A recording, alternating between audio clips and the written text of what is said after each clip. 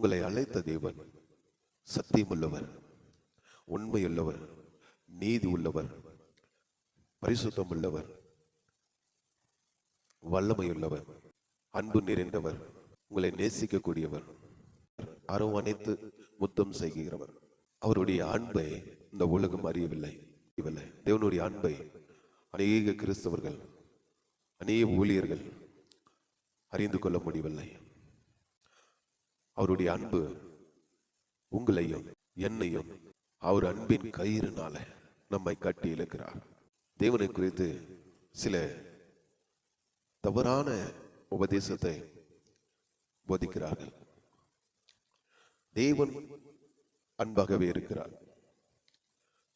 யோவான் ஐயா சொல்கிறார், தேவன் அன்பாகவே இருக்கிறார், தேவன் பரிசுத்தராக இருக்கிறார், தேவன் நீதியாக இருக்கிறார், தேவன் எப்போதும் அவர் இருக்கிற வண்ணமாகவே இருக்கிறார்.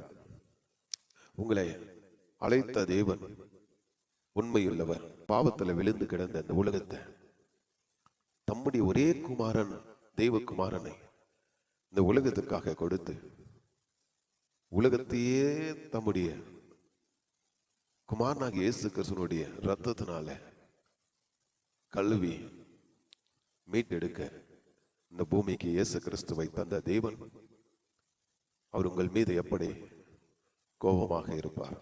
கடந்த நாட்கள்ல பரிசுத்த ஆவியானவர் எனக்கு உணர்த்தின காரியம், ஒரு சகோதரன், ஒரு சகோதரி, தேவனுடைய பிள்ளைகள் பாவத்துல விழுந்து விட்டால் அவர்களுக்காக ஆண்டவர் மனதுருகுகிறார். அவர்களை தூக்கும்படிக்கு, அவர்களை மறுபடியும் நிலைநிறுத்தும்படிக்கு ஆண்டவர் மனதுருகுகிறார். பிதாவினிடத்துல பரிந்து பேசுகிறார். என் பிள்ளை பாவத்துல விழுந்து விட்டான், என் மகள் பாவத்துல விழுந்து விட்டார், துக்கப்படுகிறார். என்ன துக்கம்? என் மகளை தூக்கி நிறுத்த வேண்டும் என்ற ஒரு துக்கம். என் மகனை தூக்கி நிறுத்த முடியலையே, என் ஊழியர்கள் என் பிள்ளையை தூக்கி நிறுத்த முடியலையே, அவர்கள் இன்னும் அந்த பாவத்தையே அவர்களை சொல்லி சொல்லி அவர்களை காயப்படுத்துகிறார்களே. நானோ காயங்களை கட்ட வந்தேன், என் ஊழியர்களோ என் ஜனங்களை காயப்படுத்துகிறார்களே, குற்றப்படுத்துகிறார்களே, குறை சொல்லுகிறார்களே, அவர்கள் மீது இன்னும் அதிகமான பாரத்தை வைக்கிறார்களே என்று ஆண்டவர் வேதனைப்படுகிறார். இந்த பூமியில ஒருவனும் நீதிமான் இல்லை, இயேசு கிறிஸ்துவை தவிர. 1 கொரிந்தியர் 1ஆம் அதிகாரம் கடைசி வசனத்துல பவுல் சொல்லுகிறார், அவரே எனக்கு தேவனால எனக்கு ஞானமும் நீதியும் பரிசுத்தரும் மீட்புமானார். அவரே என்பது இயேசு கிறிஸ்துவை சொல்கிறார்.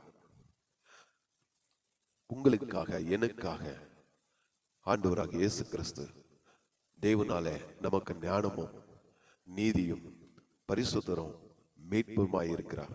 நம்முடைய பரிசுத்தம் தேவனுடைய நீதியை ஒருபோதும் நடப்பிக்க மாட்டாது.